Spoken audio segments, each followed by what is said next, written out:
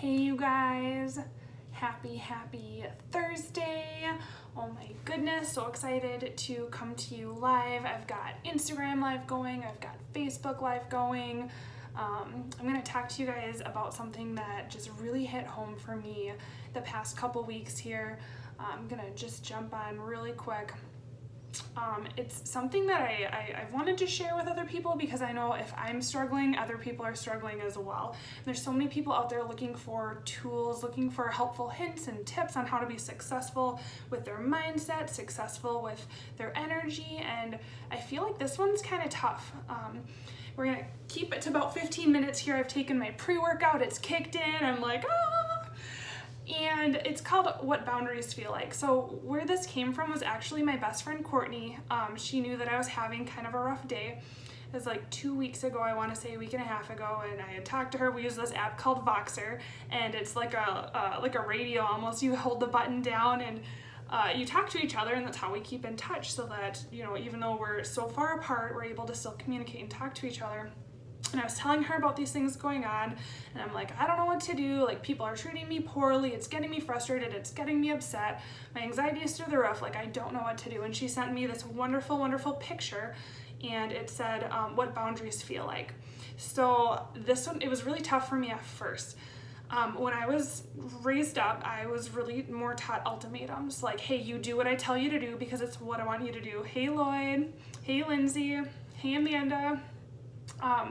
So like my parents, and I love my parents, but they really taught me, like, you know, you do what we want you to do, or this is what's going to happen. It was always consequence based, and I did a lot of everything out of fear. And what I'm learning now as an adult is that you really can't make decisions out of fear. And it may have worked, you know, I love my parents very much. This isn't anything to like put anyone down. But as an adult now, having kind of that anxiety growing up where, hey, you have to do this because I told you to, and if you don't, something bad will happen. As an adult, you can't make decisions out of fear. So what I've done, what I've really taken a step back is realize what are boundaries, what does it mean to even have a healthy boundary? So boundaries are not ultimatums, right? So an ultimatum is you need to do this or I walk, or like when you do this, I'm gonna do this. Those are ultimatums. They don't really work very well. What typically happens is like control, like I need to control this, or I'm afraid of losing this, so therefore I'm going to manipulate the situation so that I can have this, and it's all about control. And that's not realistic for adult relationships. That's how I've learned the hard way that I lose friendships. It doesn't work like that. Maybe for like that parent-kid relationship it works that way, but it doesn't as an adult. People want to be around people who inspire them, who make them feel happy, who make them feel fulfilled and successful. Those are the types of people that you want to spend your time with.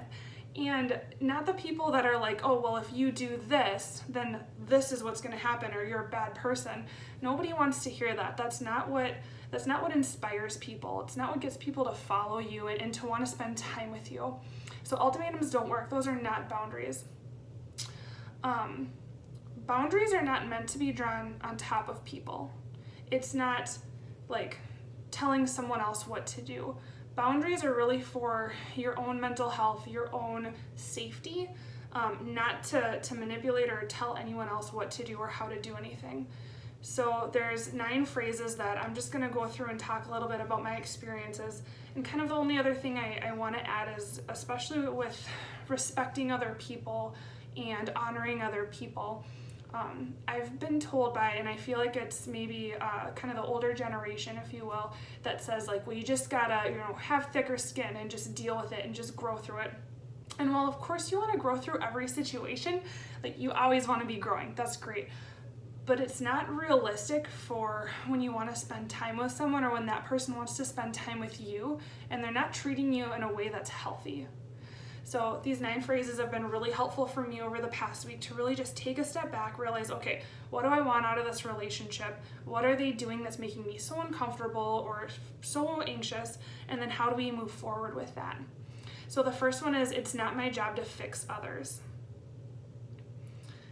This one it's the first one, and it's really tough for me because in this world it seems like there's so many people who are constantly complaining, right? They're like constantly, there's constantly all of these problems, or they're constantly doing something that's not healthy for them, not healthy for the family, whatever it is. And in a world where there's so much TV and advertisement, it's like, well, hey, you should do this. And well, talking to people and giving them some constructive feedback, sure, that's good. But you can't take it personally to fix someone else. That's not your job. It's not my job to fix other people. Second one, it's okay if others get angry. This one, again, really tough for me growing up, because when someone's angry, like, it's like, oh, I screwed up. I gotta fix it. I gotta do something. People get angry for a variety of reasons, and anger is actually a secondary emotion. So when you do want to go into, okay, like, hey, what is really going on, you can ask questions. But you don't have to change someone's state. That's not your job. Going back to that first one, it's not my job to fix others. So if someone else is angry, it's not my job to fix it, and their feelings are valid, their feelings are okay. Third phrase, it's okay to say no. I've had this one happen a lot this past week, where it's just like figuring out, like, is it really okay to say no to this? Like, this person expects me to, pick up their phone call, do this for them, do that for them, whatever it might be, and they expect it like that. I'm not a bad person by saying no. It's okay. It is absolutely okay to say no 100% of the time. I don't know anyone anything, so it's okay to say no. And I know, especially as women, we struggle with saying no to anyone or anything. It's all about like people pleasing, like trying to say yes, yes. And typically when you say no, it causes conflict, right? And then people get nervous. People get like, oh, there's conflict now. Like, I said no, or they said no. It's okay to say no. And there's ways to do it respectfully and kindly, just to say no, hey, this isn't for me. Next one, it's not my job to take responsibility for others. And I feel like we kind of covered that. If someone else decides to do it, good for them. If it's not your thing, it's not your thing, and that's okay. Like, I don't have to make anyone change. I don't have to feel responsible if someone else goes and they make, a decision, whether it's good or bad. It's not my job to take responsibility for that. I can let that go.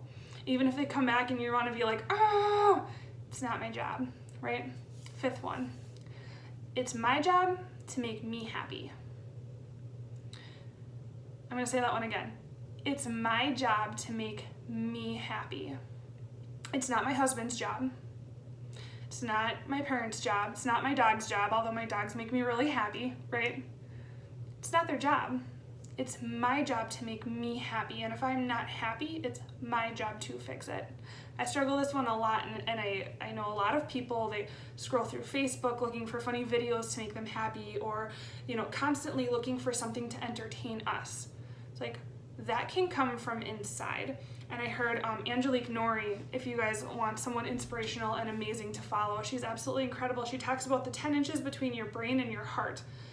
And that if everyone really kind of came to terms on what's going on in your brain and making sure it's in sync with what's going on in your heart, that 10 inches there, if everyone worked on that internally themselves, we would really have a better world. People would be a lot happier, life wouldn't be as crazy, people wouldn't be so impatient, and things like that. So I feel like that one's really key. It's not my job to make anyone else happy. It's not anyone else's job to make me happy. It's my job to make me happy.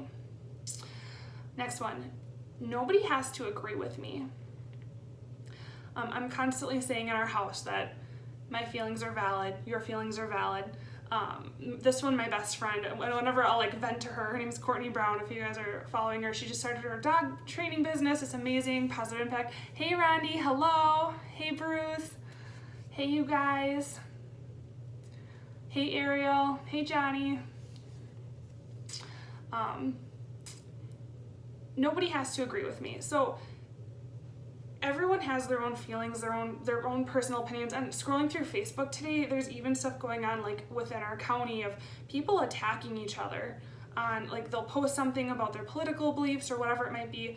Like, that's one of the beautiful things about this country, about our town here, is like, we don't have to agree with each other. Like, they can believe whatever they want to believe about anything, Everyone has that right to, and because of that, I get to believe whatever I want to believe, and that's right for me too. And they don't have to agree. They can be complete opposites. But the beautiful thing is, we get to have those feelings. We get to be so opposite in this world, and it's okay. I just think that's incredible, because you go to other countries and you don't. There are things that you have to believe and you have to do to live there. Okay, you guys? So when you're scrolling next time and you see some of these crazy political conversations, it's just like, hey, you have every right to feel the way you feel. And I think this is really important in conversations where there's conflict, where, and I've been learning this a lot, as I said, the past couple weeks, where someone said that I hurt them. And I was like, whoa, like, I didn't hurt anyone. You know, Gabby doesn't hurt anyone, right? So I was like, but then I had to take a step back. And I was like, whoa, their feelings are valid. Whether I intended to or not, their feelings are valid. So it's something to remember when someone says something that just really, like, you feel like is out of this world, it's still valid for them. Okay, nobody has to agree with me. No one has to agree with you. That's okay. Second to the last one, I have a right to my own feelings, and I feel like we covered that pretty closely in that last one. I have a right to my own feelings. Within that too, I take responsibility for my own feelings. It kind of goes back to when someone says something good or bad about you to your face or whatever, you don't have control of what they say, right? We don't have control of what other people do to us, what other people say to us, but we control our state of mind. We control what we take in and how we take it in, and if we want to take it in personally or not. And we have a right to our own feelings. That's valid, just like it is for other people. And then this last one here is, I won't cry because it gets me every time. I am enough. This is one of my affirmations, my declarations that I struggle with a lot. Ooh, you can see my pre-workout's kicking in, my neck's getting red. I'm just gonna like pull my hair out soon, like arm day. Actually, I told my husband we'd be working out our legs today, but it's probably gonna end up being arm day, which is fine. I'm enough. A lot of, I think, kids growing up right now aren't told this enough. I am enough. And have you ever looked someone else in the eye? I've done it a couple times through this health and wellness thing that I'm doing. I'm like, hey, do you realize where you are right now is enough? Like, you're perfect right where you're at, right? You're okay. You're enough. You don't need to be constantly, like, the real happiness comes from being grateful from where you are right now. That doesn't mean that you don't move forward and you fail forward, right? We're constantly trying to get better, but right now, wherever you're at, it's enough. And maybe you're failing in an area, maybe you're exceeding in another area, whatever it might be, you are enough. So this is like little mini wake-up call. So I'm gonna end it real quick. Wherever you're at, you are enough. And if you need to write that down, if you need a reminder, maybe you're really struggling, write it down, write it on your hand, write it on your screensaver, on your phone, put it up on your wall. I am enough. And say it when you get out of bed in the morning. I am enough. I am enough. You don't have to be anyone else. You don't have to be comparing yourself to your neighbor or comparing yourself to anyone.